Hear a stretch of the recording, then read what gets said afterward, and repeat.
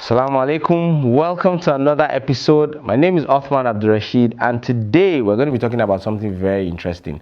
I know that in previous episode we talked about how do you turn ideas to income, which is, we said for you to be able to build a business, one of the major ingredients you need to have is ideas.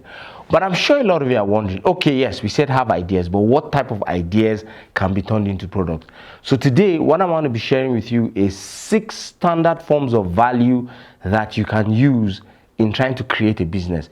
These 6 different forms will actually help you to be able to crystallize your ideas into something tangible that you can turn into a business. And this is not only for people that are just trying to start a business. This is also for people that already have a business. But you think that, I know a lot of times we say diversify your income.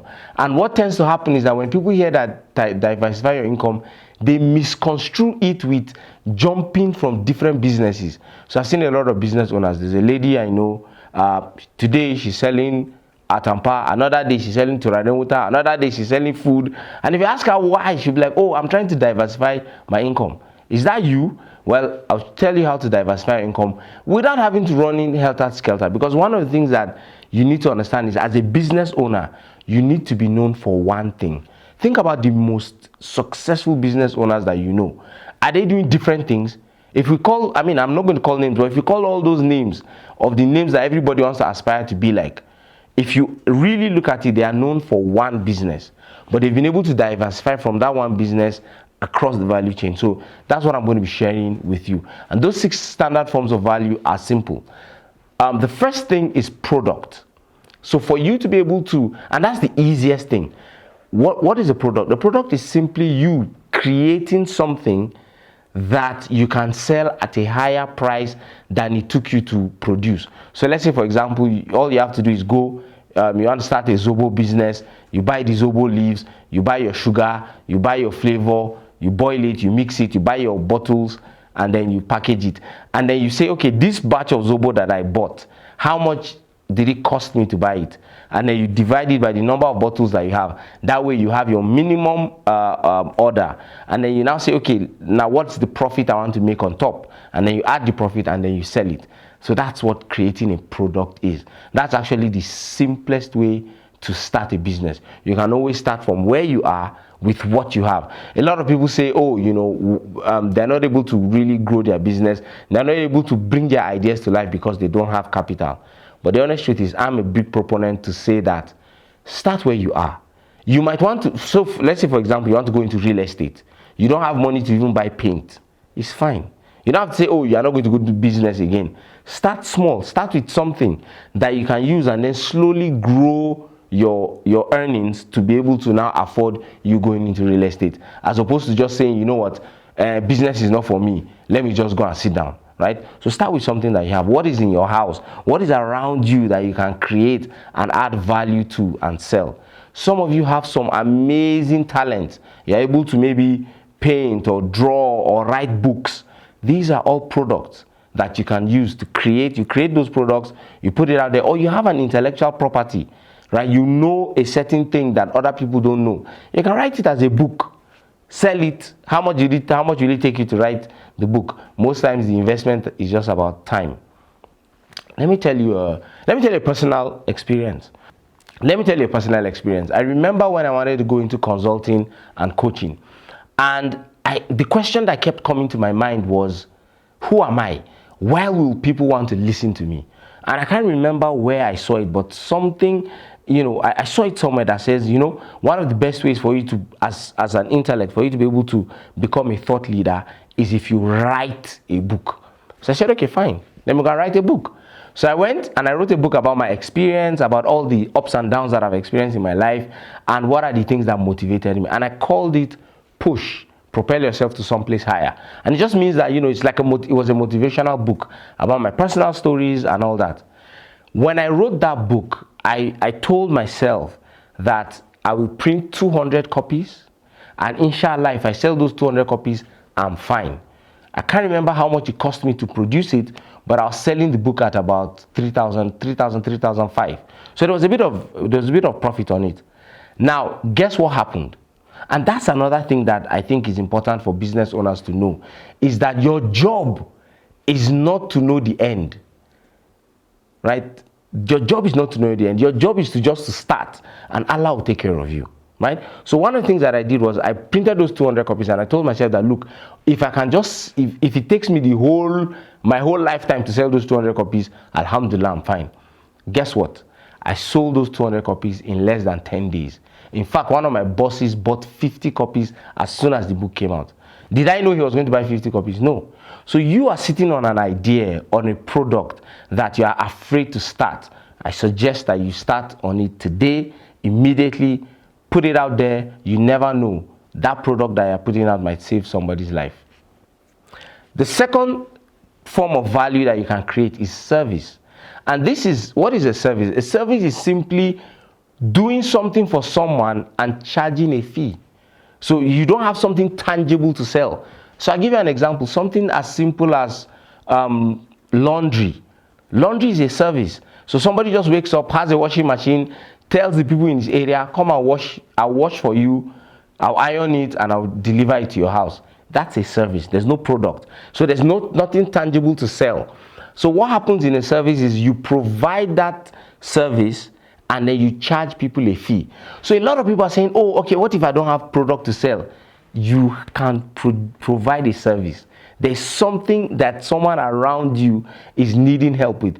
Do you know that there are services that people pay people to go to the market for them? Let's say, for example, you have neighbors that are busy, that are running helter-skelter, bankers, different kind of workers, and they can't go to the market. One of the things that you can do for them is you go to the market for them and charge them a fee. So that's a service. All you need is to provide it. You don't have a product. And you see, the interesting thing is that the service market is actually a very huge market.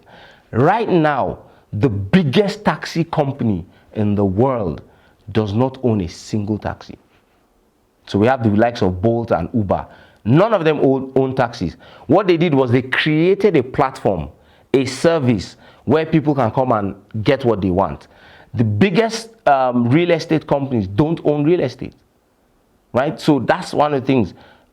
So you can actually create a service without actually, suffering yourself and saying, oh, what do I own and what don't I own? The third form of value is agency. What is agency? Agency is simply helping someone sell something, and then maybe gaining a commission from it. So it means that some of you are thinking, oh, but I can't create a product. Oh, I can't create a service. I don't know what to do. Okay, that's fine. You can become an agent. And what is an agent? An agent is simply someone that goes and meets someone that is providing a product or a service and says, hey, listen, I know that you have this particular service or you have this particular product. Can I help you market it? And then maybe you give me a commission from any sales that I bring. You see people, that a lot of people have made money from that. You want to go into real estate, you can't build the house. You don't have money to build the house, fine. Can you go and meet people that have the houses already and say, listen, can I connect you with someone, with a buyer? I'll look around my own circle and see if I can get a buyer for you. Then I'll just, you give me a commission from it. And guess what? This is not just only for people that are doing big businesses, even small businesses. For example, in the knowledge industry, people that do coaching, consulting, online courses, they always offer affiliate marketing options. So they tell you that, look, come and be an affiliate. You market the product for them, and then you make money off of whatever they sell. You don't need to create that product by yourself. Even companies like Amazon and all that, they do it. All you have to do is to pick up a product, do like a video or advertise about it, and then they put a link. You tell people that, and you don't even need to lie or hide it. You tell people, this, I gain an affiliate income for every purchase that you make, and then people will purchase and you make your money. So that's agency. Now, let me tell you one interesting thing. So let's say, for example, you have a product that you sell. Let's say you sell Zobo, for example. So what else can you do if you want to diversify your income? You can actually provide a service. So let's say, for example, somebody comes and says, oh, listen, we want to buy this amount of Zobo for a wedding. You can tell the person, okay, in addition to selling the Zobo to you, what if I provide a service to bring waiters and people and ushers And that's a service that you're providing. So they'll pay you for the Zobo that you're selling, and then they'll pay you for the service that you're providing as well. Or another thing that you can do, you have a friend that is starting up a Zobo company, and the person comes and meets you and say, this Zobo thing, I want to start it, but it's hard, I don't know what to do. You can offer your consulting services and say, listen, I've been running this Zobo business for the past 300 years. Why not I help you to set it up without you making the mistakes that I made? And then they pay you for that service. So you are combining product sales and service sales in addition. In addition, you can also be an agent. So let's say, for example, you're a cake seller, you're a baker. You buy your cake mix, you buy your oven and all those things. You can meet the company that sold you those ovens and everything and tell them that, hey, listen, what if I have fellow bakers. If I advertise your product and anybody buys through me, is there a commission that you guys can give me? And if they agree, then you see that you're in business. So a service that you can provide is to help people set up their bakery. So you're selling your cakes, you're helping people set up bakery by selling services, and then in addition, you're also earning commission from agency as well. I think that these three, at the minimum, these three forms of values is something that every single business owner must do. You have to. It's because one of the things that happens with business owners is that a little thing that happens, economy just shifts a bit and your business just crumbles. But if you're able to put your business on different pedestals, whereby your source of income is not just from one source, you are diversifying your portfolio, that will help you a long way. I'll tell you the other three, and the other three are a bit harder to do. The fourth thing, the fourth form of value is subscription. And what is a subscription? Subscription is just simply means that people pay at a regular interval for an ongoing product or service. So I'll give you an example. One of the things that you can do for subscription is maybe somebody likes to buy your Zobo every day. And you say, okay, listen, if you pay for this Zobo for a week, you get a certain form of discount, and then you supply the person daily. So that the person doesn't have to call you every day, I want to buy. They just pay for it. I use this for my tailor last year.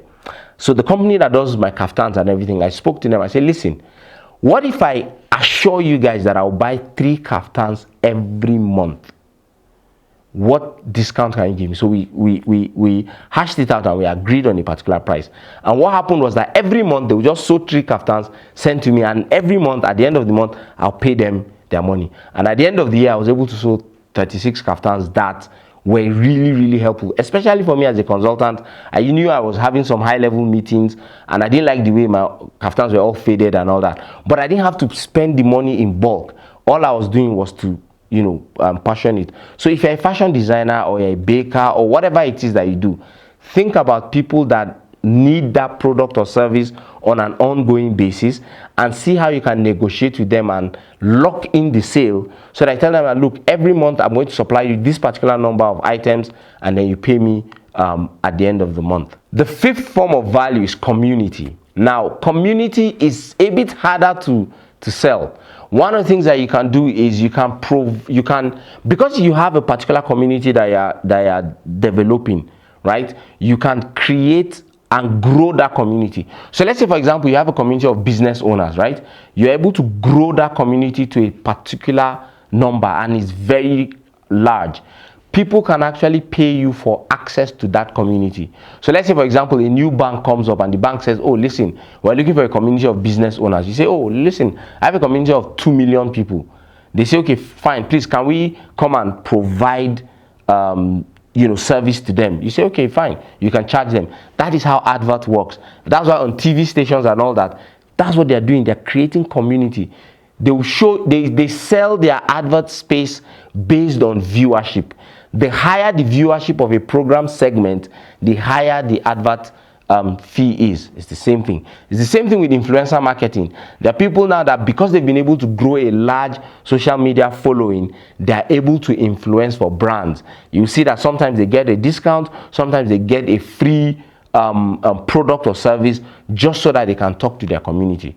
So at the worst case, Think about it. Who are the people that have a shared interest with you? Can you create a community around that and see how it's hard work? But you create a community, after a while, you can now start to sell access to that community. I mean, obviously with the permission of the community as well. The last one is a shared resource. Now, what is a shared resource? And how can you make money from a shared resource? Some of you have a resource that you are using, and it's not every time that you're using that resource. At the time that you're not using that resource, can you rent it out? I'll give you an example. For example, my office.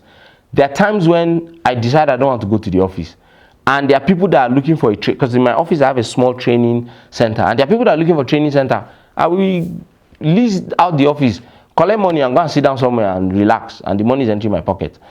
Another way that you can have a shared resource, and that's what Uber and Bolt came and helped people do, is that you have a car. Your car, sometimes when you have a driver, your driver drops you in the office. The driver is not doing anything. The car is just sitting down, waiting. You can actually register the car on Uber or Bolt.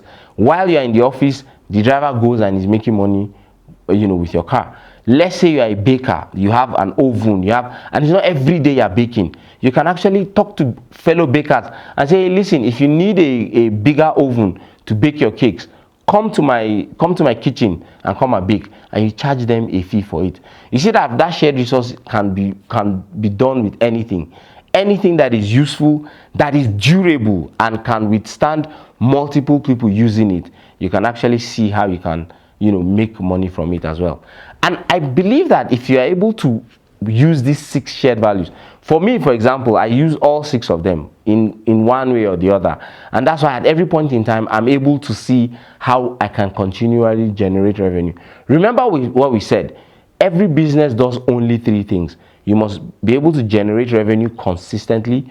You must be able to reduce your cost at all times while maintaining quality of your product and your service. And these 6 forms of values will definitely, inshallah, help you to generate more revenue. I believe that if you implement it, you'll see some changes. Once again, thank you very much for joining us. This has been really interesting. I've been enjoying all the comments and the feedback. Please keep sending your questions, sending your comments about the program, and keep signing in. As you're joining in, also tell your friends and family about it. You never know. This might be the thing that will help them to change their business. Once again, until another episode, Assalamu alaikum. I'm Osman Abdulrasheed. Take care.